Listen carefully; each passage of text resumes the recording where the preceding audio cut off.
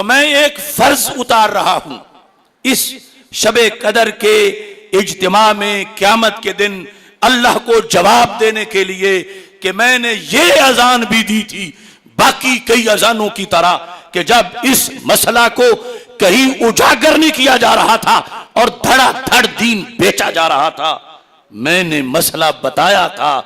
کہ یہ جرم ہے وہاں رہ کر دین بیچنا۔ اپنے کیے پہ سارے غور کریں، یا تو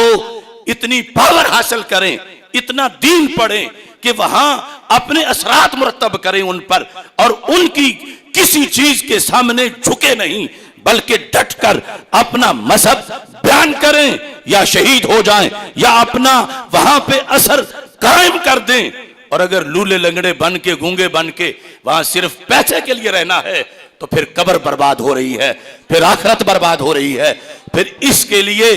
بھوکا رہنا، خشک روٹی کے لقمے کھا لینا، یہ کروڑ مرتبہ ان ڈالروں سے بہتر ہے کہ جن ڈالروں کے نتیجے میں معاذ اللہ دین کا سودا کیا جا رہا ہو۔ میں شاید پوری دنیا میں آج اکیلا ہی یہ اذان دے رہا ہوں کہ ہم نماز کی باقی شرطیں تو دیکھتے ہیں کہ کپڑے پاک ہیں، کعبے کی طرف منہ ہے، وقت ہو چکا ہے، تو کیا یہ شرط بھی پوری ہے ان سارے لوگوں کی کہ جو وہاں بیٹھے ہوئے ہیں صرف اس بیس پر کہ رزق ہے، وہاں پر کاروبار ہے، اور پھر وہ کاروبار ہماری مجبوری ہے حکومت کی اور سب کی، کیوں سفیر نکالیں، ہم مر جائیں گے، تمہیں جانے کی اجازت کس نے دی تھی کہ تم اس کاروبار کو بہانہ بنا رہے ہو، اس معیشت کو بہانہ بنا رہے ہو؟ اس بیس پر جو لوگ یعنی لاکھوں کی تعداد میں ہجرت کر کے نکلے کہ جذبہ یہ تھا کہ ہم اسلام لے کے اسلام کی خاطر جا رہے ہیں، تو پیچھے ان کو تیار کرنے میں یہ صدیوں کی جد و جہد تھی،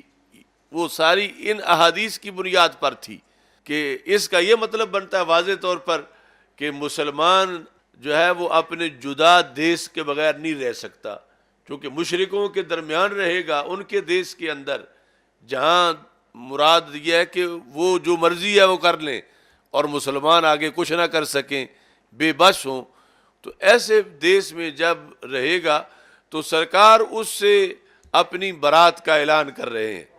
کہ میں اس سے بری ہوں، میرا اس سے کوئی تعلق نہیں ہے۔ تو جب وہ سب کچھ چھوڑ کے پھر ایسے دیس کی طرف نکلے گا کہ جو اسلام گڑھ ہے، اسلام کا قلعہ ہے، اسلام کا مرکز ہے، تو پھر اس نکلنے میں بھی یعنی اس نے بہت بڑا فریضہ سر انجام دیا ہے، اور اس کو اس پر بڑے خصوصی نمبر ملیں گے۔ یہ وجہ ہے کہ ہم یہ کہتے ہیں کہ قیامت کے دن انشاءاللہ پاکستان میں رہنے کے بھی خصوصی نمبر ملیں گے کہ سنن ابی داؤد کے اندر رسول اللہ صلی اللہ علیہ وسلم کا یہ فرمان موجود ہے جس پر بہت زیادہ توجہ کی ضرورت ہے۔ آپ ارشاد فرماتے ہیں، حدیث نمبر 2645 ہے، آپ فرماتے ہیں انا بریء من کل مسلم یقیم بین اظہر المشرکین، میں ہر اس مسلمان سے بری ہوں جو اقامت اختیار کیے ہوئے ہے، رہائش اختیار کیے ہوئے، یقیم کہاں؟ بین اظہر المشرکین، مشرکوں کے بیچ میں، مشرکوں کے بیچ میں جو رہتا ہے میں اس سے بری ہوں۔ اب رسول اللہ صلی اللہ علیہ وسلم کا کسی سے ان لفظوں سے برات کا اظہار کرنا یہ بڑا بھارا معاملہ ہے کہ اس کا پھر کیا بنے گا کہ جس کے بارے میں سرکار فرما رہے ہیں کہ میں اس سے بری ہوں، وہ میرا کچھ نہیں لگتا، وہ میرا امتی نہیں ہے، اور میں اس کے معاملات کل اس کی طرف کوئی توجہ نہیں دوں گا، قیامت کے دن اس کی سفارش نہیں کروں گا۔ جرم اس کا کیا ہے؟ یہ ہے کون؟ فرمایا من کل مسلم، ہر ایسے مسلمان سے میں بری ہوں۔ یعنی اس سے پتہ چلا کہ یہ کافروں کی بات نہیں ہو رہی، مسلمانوں کی بات ہو رہی ہے۔ کیسا مسلمان، اس کی غلطی کیا ہے؟ یقیم بین اظہر المشرکین، کہ اس کی سکونت مشرکوں کے درمیان ہے، اس کی رہائش کافروں کے درمیان ہے۔ اب اس میں پتہ چلا کہ اسلام میں سکونت کے بھی بڑے نمبر ہیں، رہائش کے بھی بڑے نمبر ہیں، جہاں رہنا ہو خود صرف رہنے کے لحاظ سے. اب آگے نماز پڑھنا، روزہ رکھنا، وہ ساری عبادات تو بعد کی ہیں، لیکن یہ کہ وہ رہتا کس جگہ پہ ہے. اس بیس پر جو لوگ یعنی لاکھوں کی تعداد میں ہجرت کر کے نکلے، کہ جذبہ یہ تھا کہ ہم اسلام لے کے اسلام کی خاطر جا رہے ہیں،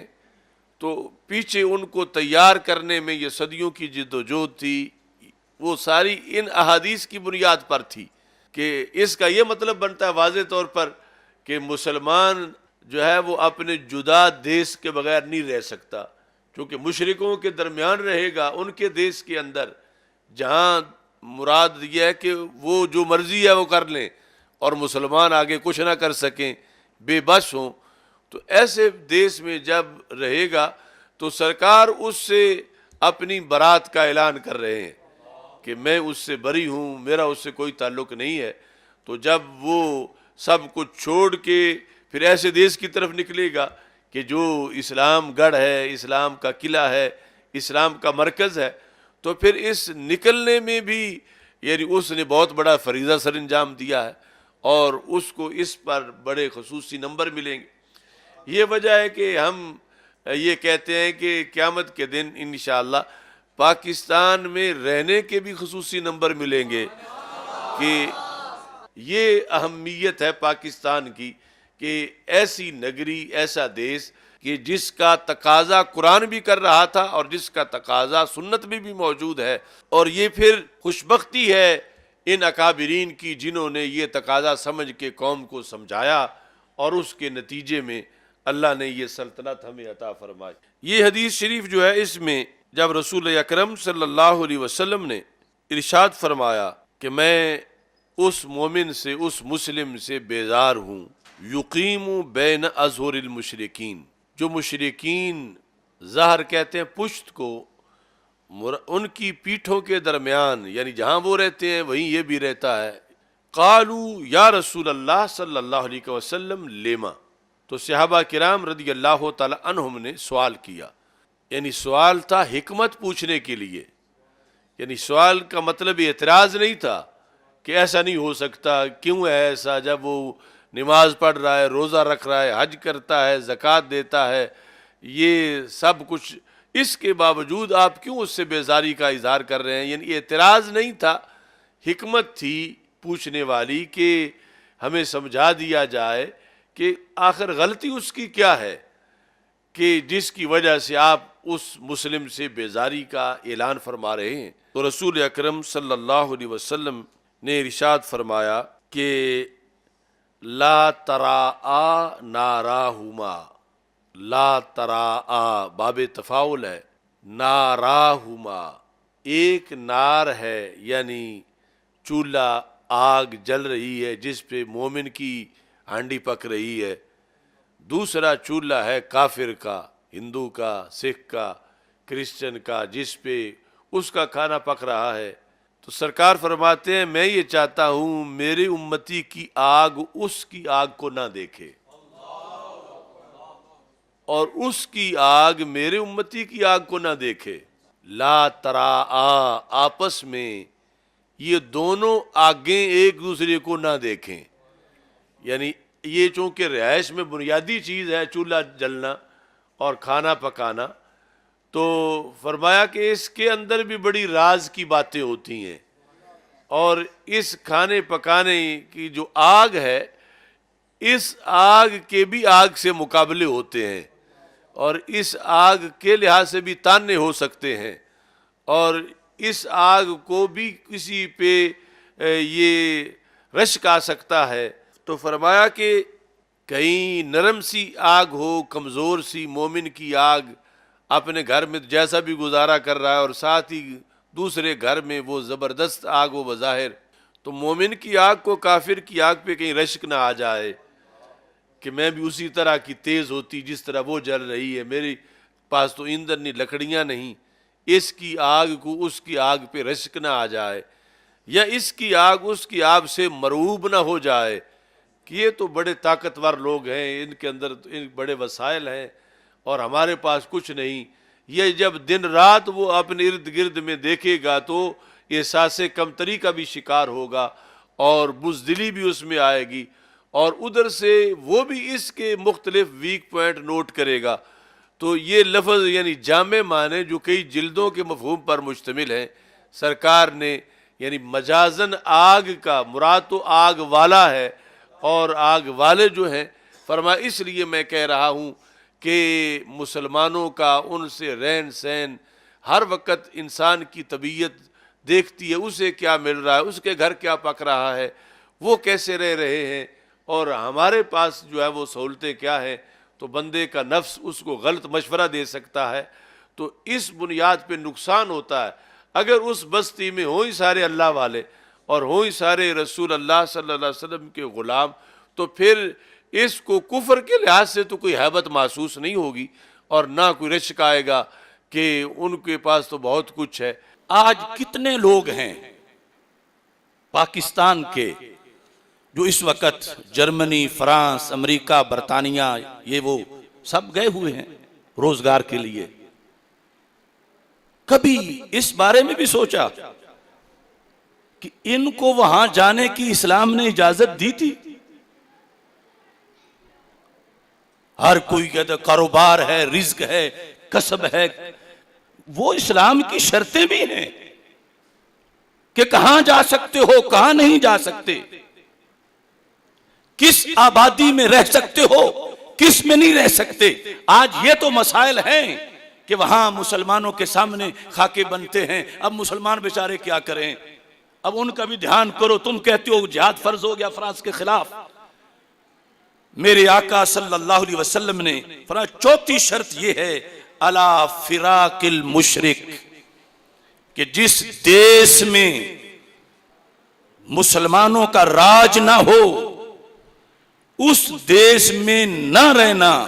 یہ بھی مسلمان پہ فرض ہے۔ یہ بھی جریر بیعت کرو، الا فراق المشرک۔ آج کے جوز، کرسچن یہ اپنے نبیوں کو اللہ کا بیٹا مانتے ہیں معاذ اللہ، تو واضح مشرک۔ اب فراق مشرک کے لحاظ سے رسول پاک صلی اللہ علیہ وسلم نے بیعت میں اس کو شامل کیا کہ یہ نہیں کہ تم کہو کہ رہنا ہے جہاں بھی رہ لے، پر جب تیرے محلے میں شرک ہوتا ہو اور تو اسے روک نہیں سکتا اور تیرا بس نہیں چلتا، تو اگر تو وہاں سے نکلتا نہیں تو تیری نماز قبول نہیں، تیرا روزہ قبول نہیں، تجھے نکلنا پڑے گا۔ اب دوسری حدیث شریف پیش کر کے میں اس کی پھر آگے وضاحت کرتا ہوں۔ یہ جامع ترمذی کے اندر حدیث شریف ہے، رسول اکرم صلی اللہ علیہ وسلم فرماتے ہیں 1604 نمبر حدیث،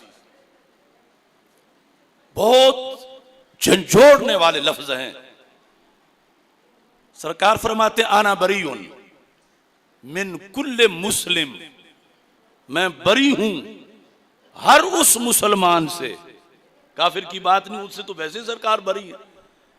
سرکار کے وہ کچھ نہیں لگتے، سرکار کا ان سے کوئی تعلق نہیں ہے، لیکن لفظ ہے مسلم۔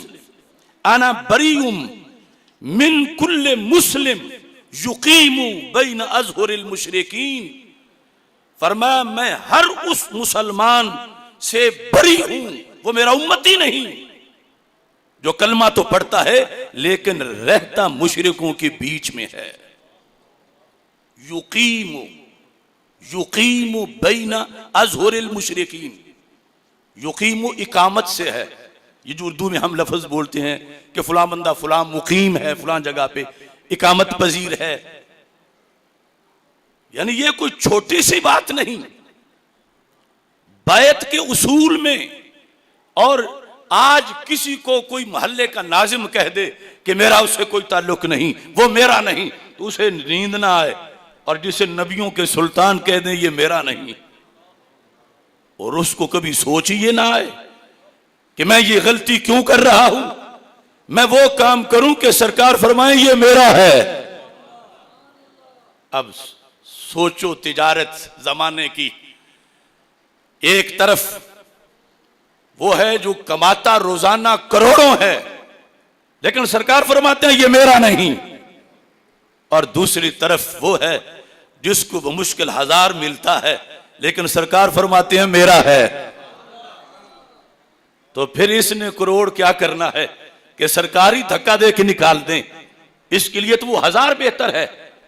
رسول پاک صلی اللہ علیہ وسلم آپ فرماتے ہیں میں ہر اس مسلمان سے بری ہوں، اور ساتھ اس کی وجہ